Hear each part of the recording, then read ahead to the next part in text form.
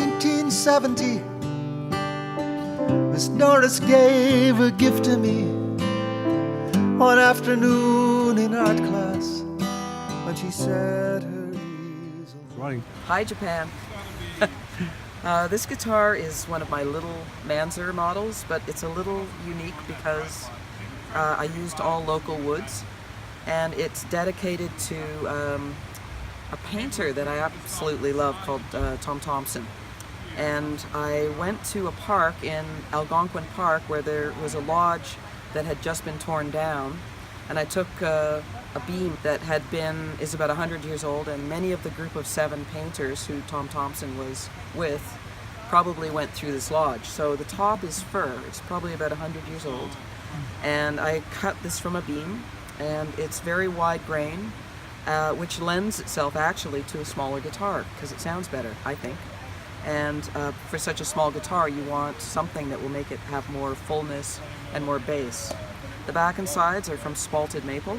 A friend of mine had a tree that fell down on an island in a lake, and he brought me this wood, so I made the guitar out of this beautiful spalted maple. The peg head is, I've actually drawn with watercolor pencils my logo, and I've also drawn around the rosette and a little bit on the binding. It's very subtle, but you can see colors here.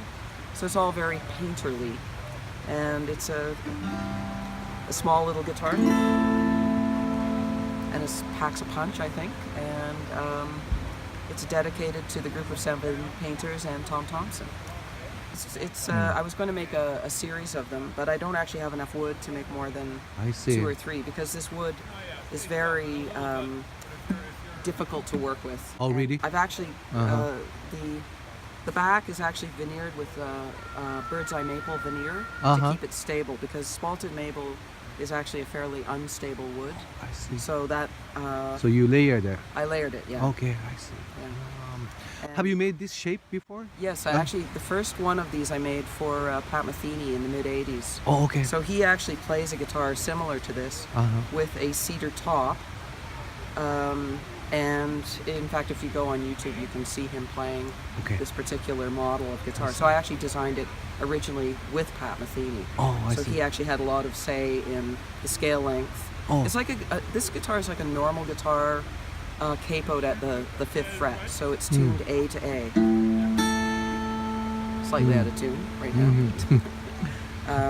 Yeah, it's a really great little guitar because it is kind of a travel guitar, but it's also a full-size concert instrument in that it has lots of sound. And you can get incredible stretches, so all those songs that are hard to play, you can nail them on this guitar. So. I see. It actually is my own guitar.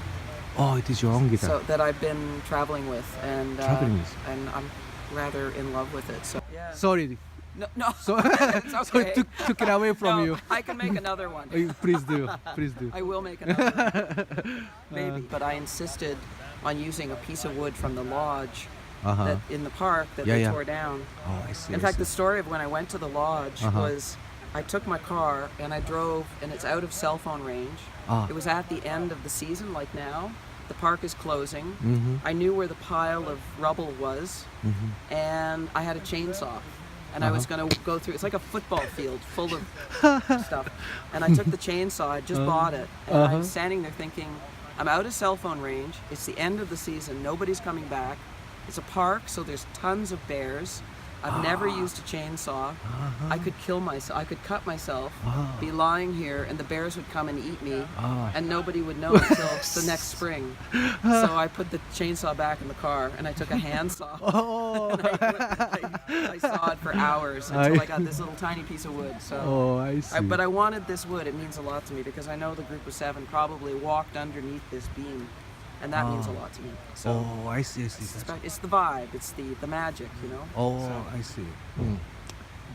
Great story, thank you. Like electricity, clambering o'er the desk to see, oh, what those paintings did to me, the things I felt inside.